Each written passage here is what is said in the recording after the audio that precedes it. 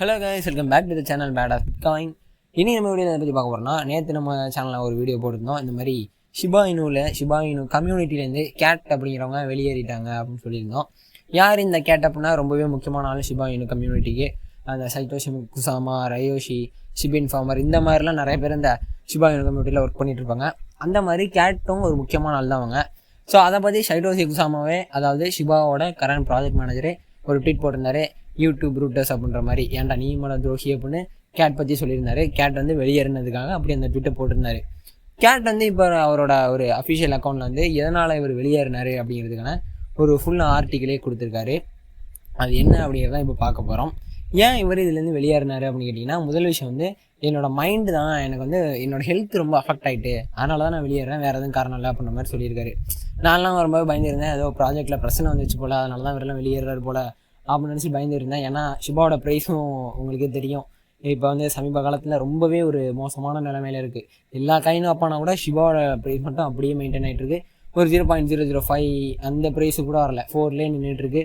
5ல் வந்துட்டு டக்குன்னு இறங்கிடுச்சு. ஸோ இந்த மாதிரி ஒரு கான்ஸ்டண்ட்டாக ஒரு ப்ரைஸில் போயிட்டுருக்கு, ரொம்ப ஒரு மாற்றமே ஏற்படாமல் போயிட்டுருக்கு.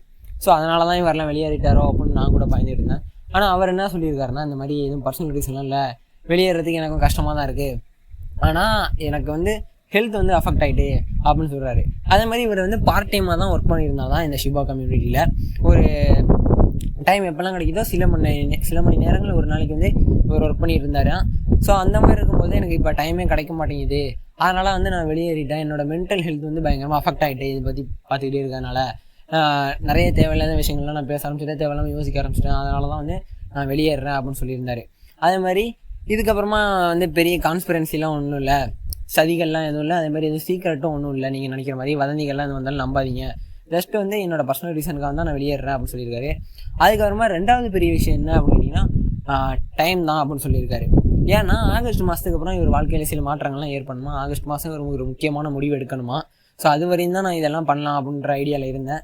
இப்போ ஆகஸ்ட் மாதமும் வந்துருச்சு, எனக்கான டைம் முடிஞ்சிருச்சு, அதனால தான் நான் வெளியேறேன்.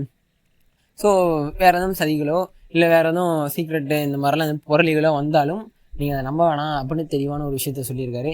உங்களோட பயணிச்சதில் எனக்கு வந்து சந்தோஷம் அப்படின்னு வழக்கம்போல ஒரு க்ரீட்டிங்ஸை கொடுத்துட்ருக்காரு.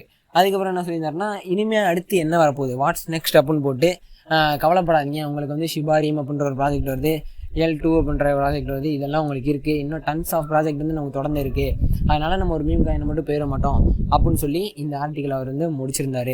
ஸோ இதுதான் கேட்டவர்கள் வெளியேறினதுக்கான காரணமாக இப்போ பார்க்கப்படுது. ஸோ அதை தான் இன்றைக்கி நான் வீடியோவில் சொல்லணும் அப்படின்னு நினச்சேன். ஸோ வெயிட் பண்ணி பார்க்கலாம், ஒரு நல்ல செய்தி காத்திருக்கு அப்படின்னு நினைக்கிறேன். ஓகே, நாளைக்கு நான் உங்களை வேறு வீடியோ பார்க்குறேன். நன்றி, வணக்கம்.